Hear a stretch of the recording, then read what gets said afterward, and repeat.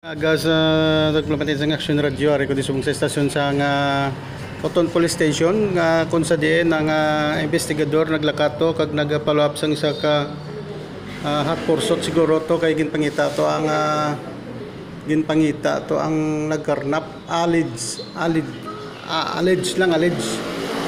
so sa subong wala diyang investigador kay napangita pa nila ang suspect kagang taxi wala pa man makita mga ka-action.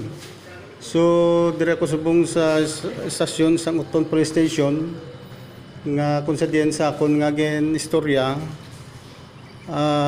isa ka pulis nagatagay diya nga wala pa diri ang driver kayang driver kuno nagupod sa pagpangita sa nagkarnap sang iya nga taxi. So mula na niya subong nga partial report nga ginadala sa aton sang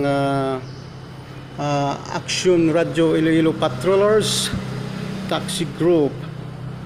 Kag sa subong nga tinuno lato nang nato makabalik ang investigator in charge sa subong tinion gikan diri sa akong ginatindugan sa Oton Municipal Police Station. Action Radio Iloilo Patrollers Rodolfo Delpos Jr. sa Iloilo. Action Radio.